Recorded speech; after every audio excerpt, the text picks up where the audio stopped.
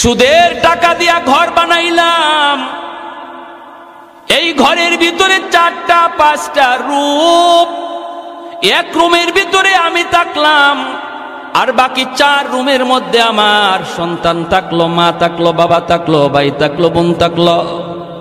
আল্লাহ পাক রব্বুল আলামিন এই 5টা রুমের হিসাব আপনার কাছ থেকে একা নিব। যারা ছিল এরা ফাও ফাও ছিল, এদের কোনো হিসাব নাই, হিসাব দিবে তুমি একা।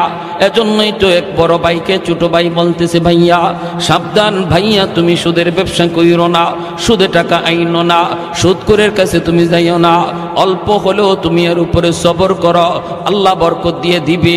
বড় ভাই কই চুপ থাক, তুই মাদ্রাসায় গেছো মাত্র, এখনই পণ্ডিতি কইরো না, এখনো কিন্তু বড় হুজুর হও নাই, চুপ কর, তুই বেশি কথা বলবি না।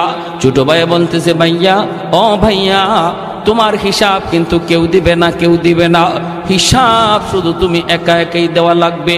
বড় ভাই কস কি তুই, আমি কষ্ট করে করে আইনা সবাইরে খাওয়াইলাম, আমার বিপদের সময় কেউ দাঁড়াবে না। কয় না, ভাবিও তোমার বিপদের সময় দাঁড়াবে না, ভাতিজাও তোমার বিপদের সময় দাঁড়াবে না, আব্বাও তোমার বিপদের সময় দাঁড়াবে না, আম্মাও দাঁড়াবে না, আমি তো দাঁড়াইমু না। ওই বড় ভাই কস কি তুই, মাসের মাস তোরে বেতন দিই আমি? যত বেতনই দেও, বিপদে যখন পড়বা আমি নাই। বড় ভাই কস কি, আমার বউ? বলে বউ না, দূর হর, আমি এত কষ্ট করে ফালতেছি, আবার বিপদে দাঁড়াইবো না। কত দুনিয়াতে পরীক্ষা করবা? বড় ভাই কয় পরীক্ষা কেমনে করবি? দুনিয়াতেই তুমি বিপদে পড়ে দেখো তোমার পাশে কে দাঁড়ায়। কেমনে বুঝবো? তুমি মরা মানুষের বান ধইরা বিছানায় পড়ে যাইও, বাকিটা শুধু খালি শুনবা কে কি কয়।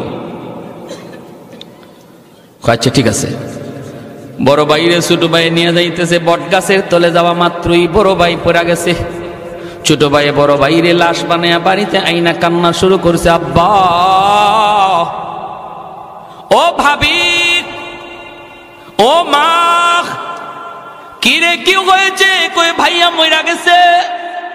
কেমনে? কয় জানি না, বট গাছের তলে যাওয়া মাত্রই দেখা যায় ভাইয়া মাটিতে পড়ে গেছে।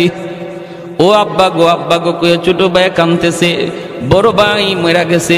ভাবি আইসা স্বামীর লাশের পাশে আইসা ভাবি কাঁদতেছে, এইভাবে তার বাতি যাওয়ায় কাঁদতেছে। সবাই তো কান্দে, বাবাও কান্দে, মাও কান্দে। ওই অবস্থায় সে বলতেছে, আব্বা একটু সময় আমাকে দিবানি? কেন? কয় আমি একটু হুজুরের কাছে যাব, মুফতি সাহেবের কাছে, জিন হুজুরের কাছে যাব, যাইয়া হুজুরের কাছে একটু পানি ভরা নিয়ে আসবো। আমার মনে হয় ভাইয়ার দম আটকে আছে, এটা মনে হয় কোনো জিন্নাতের কারসাজি, কারণ বট গাছের তলে ঘটনাটা ঘটছে। আমি একটু পানি ভরা নিয়ে আসি, একটা ফুল নিয়ে আসি। বাবা কইতা, বাবা তাড়াতাড়ি যা। ছোট ভাই দৌড় দিছে মাদ্রাসায়। কি আর মাদ্রাসায়, হ্যাঁ তো নিজেই বড় হুজুর। ঘটনা তো হেই ঘটাইছে।